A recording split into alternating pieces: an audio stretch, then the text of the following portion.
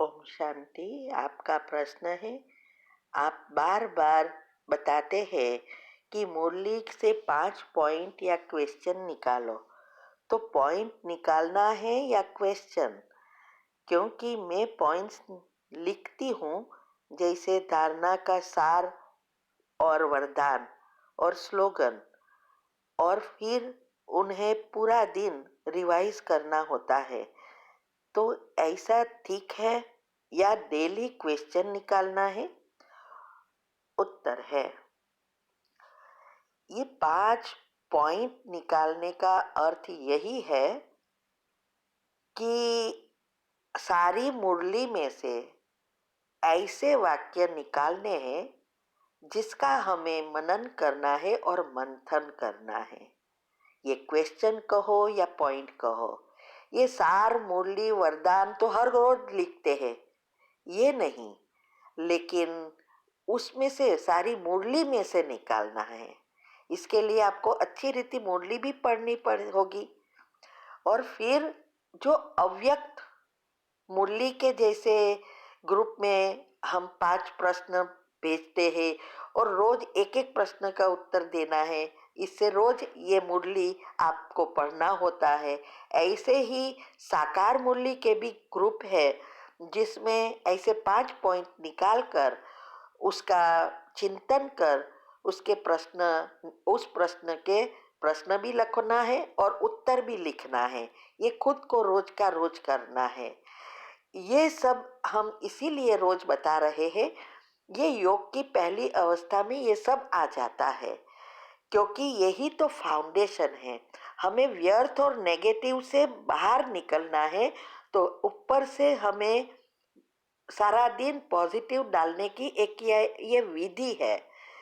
और ये पॉइंट निकालने से जब हम उसके मनन करना सीख जाते हैं, पॉजिटिविटी बढ़ती है, उसके राज को समझने का प्रयत्न करते हैं और राज को समझते हैं, तब हमारा इंटरेस्ट निश्चय सब बढ़ जाता है। और इंटरेस्ट बढ़ने से हमारी याद शक्ति बढ़ती है, क्योंकि सबकॉन्शियस माइंड खुला हो जाता है। तो ये जो भी मैंने विद्या बताई है योग और योग के प्रयोग की, वो हमें बाबा ने सिखाई, हमने प्रैक्टिकल की, और वही चीज हम सबको बता रहे हैं कि ऐसे करो जिससे योग लगे। क्योंकि चारों सब्जेक्ट में मुख्य योग है, लेकिन योग को पावरफुल बनाने के लिए, संचित कर्म भस्म करने के लिए ये चारों सब्जेक्ट में पास होना जरूरी है। ज्ञान होगा तो योग लगेगा, योग लगेगा तब ज्ञान के पॉइंट को ग्रहण कर सकेंगे, बुद्धि का ताला खुलेगा। ये 2 होगा तो दिव्य गुणों की धारणा नेचुरल होती जाएगी और सेवा, निस्वार्थ सेवा एक कॉमन हो जाएगी, नेचुरल हो जाएगी, क्योंकि हमारी कुंडलिनी अनाहत चक्र तक पहुंच जाती है। तब हम हमारे मन में मेरा कुछ नहीं, सब मेरे है और सब बाबा का है। माना ये मेरा पति के लिए करूँ, ये मेरी बहन के लिए करूँ, ये मेरे चाचा के लिए करूँ, या मेरे पति के बच्चों के लिए करूँ, ऐसा नहीं। फिर सारी विश्व की आत्माएं हमारी है, हम वसुदेव कुटुंब है, ऐसी भावना नेचुरल होती है। तब आप विश्व के लिए योग कर सकेंगे, समय निकाल सकेंगे। ये 24 घंटे ही जैसे 40 घंटे हो जाएंगे।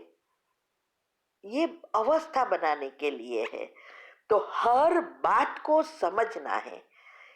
ये वरदान स्लोगन ये सब तो हर रोज हर एक को लिखना है। हम सेंटर पर जाते हैं तो भी लिखते हैं ना, लेकिन लिख के साथ कितना हम उसको अपना बनाते हैं, उस अनुसार अपनी अवस्था बनती है।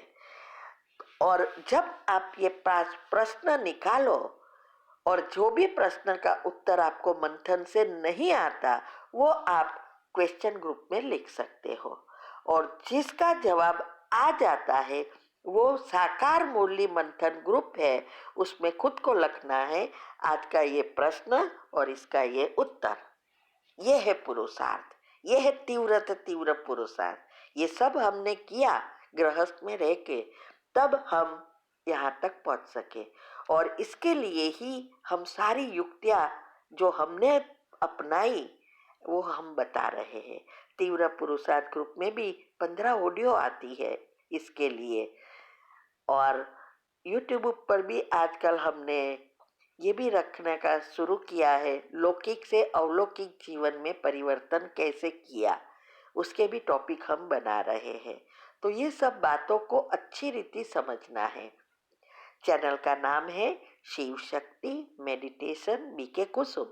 फिर सब्सक्राइब करेंगे तो प्लेलिस्ट में जाएंगे, वहाँ आपको ग्रुप वाइज मिलेगा। जो चीज़ आपको समझनी है उस ग्रुप में जाना है, सुनना, फिर उसको समझना, उसके पॉइंट लिखना और बुद्धि में उसको धारण करना है और उसका स्वरूप बनना है। तब ये बातें हमारा संस्कार परिवर्तन करेगी। और इसमें मुख्य यही है, पहली योग की अवस्था में भी दिनचर्या चर्या सेट होना, ये बहुत महत्व की चीज है। इससे ही हमारे biological clock, sleep cycle reset होती है और न्यूरॉन एक्टिव हो जाते हैं, डीएनए एक्टिव हो जाती है। और स्लीप साइकिल रिसेट होने से हमारी डेल्टा निद्रा में भी बैटरी चार्ज होना शुरू हो जाती है, मना आत्मा में शक्ति बढ़ती है। तो ये सब बातें को अच्छी रीति समझो और प्रैक्टिकल करो, ठीक है। ओम शांति।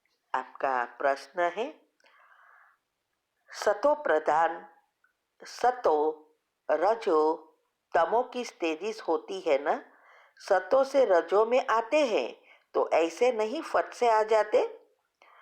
तमो प्रधान में भी आहिस्ते आहिस्ते उतरते हैं तो उसमें भी सतो रजो तमो स्टेजिस आएगी। फट से तमो प्रधान भी नहीं होंगे तो फट से सतो प्रधान भी नहीं होंगे। ये मुरली में आज आया, ये समझना है। उत्तर है, ये सब आत्मा की अवस्थाएं हैं। तो जब आत्मा परमधाम से आती है तो सतो प्रधान है। फिर प्रकृति कैसी है उस अनुसार आत्मा में शक्ति बढ़ती है और यूज होती है, और उस अनुसार आत्मा में शक्ति धीरे धीरे कम होती है। तो सतो प्रधान से सतो बनते हैं, फिर धीरे धीरे धीरे रजो में आते हैं और फिर तमो प्रधान माना कलयुग में आते हैं। तो जब हम पुरुषार्थ करते हैं तब भी यही होता है कि तमो प्रधान से हम तमो बनते हैं, फिर रजो में आते हैं, फिर सतो और फिर सतो प्रधान। ये चारे युग है, वो जैसे हम उतरे ऐसे ही हम धीरे धीरे चढ़ते हैं। लेकिन तफावत यही है कि चढ़ने में कौन कितना पुरुषार्थ करता है और परमात्मा की शक्ति हम खींचना शुरू करते हैं। इसीलिए जल्दी एक जन्म में थोड़े साल में ही हम ऊपर चढ़ सकते हैं। फिर भी हमारे अंदर जो रिकॉर्डिंग है वो रिकॉर्डिंग एक सीडी या कैसेट की तरह है, ऐसे गोल गोल वाइब्रेशंस के रूप में है। तो पहले तमो प्रधानता से निकलेंगे, माना मूलाधार चक्र से हमारी कुंडलिनी उठना शुरू करेगी। और जब हमारी अभी का इस जन्म का खलास होगा फिर पिछले जन्मों का शुरू होता है। और ऐसे ऐसे हम फिर से सतो प्रधान तक पहुंचते हैं। और इसमें नंबर है, जैसे जितना जिसकी आत्मा में शक्ति होगी उतना ही भर सकेंगे। तो ये सब बातों बहुत गुह्य और समझने की है। तो यह जैसे कोई बीमारी आती है तो बीमारी आने में समय ऊपर से तो बहुत कम लगता है, तुरंत आ जाता है। जैसे माइंड की प्रॉब्लम हो जाती, शरीर स्थित हो जाता या पैरालाइज हो जाता या ऐसी कोई सिंड्रोम हो जाता, तो वो तुरंत दिखाई देता है जब बाहर आता है, लेकिन जाने में जो पहले आया है वो लास्ट में जाता है। जैसे हमारे युगल की जो सिंड्रोम की बीमारी हो गई थी, वो 2 दिन में ही डिसेबल कर दिया। तो शुरुआत हुई पांव की उंगलियों से, फिर आया मुख में, और फिर हाथ वगैरह शुरू हुए। तो गया, वो अच्छी बीमारी हुई योग से, तो वो भी उसी तरह से गई, पांव लास्ट में गया। माना बीमारी अच्छी हुई उसी रीत से। ठीक है, तो ये कहना चाहते हैं बाबा। ओम शांति।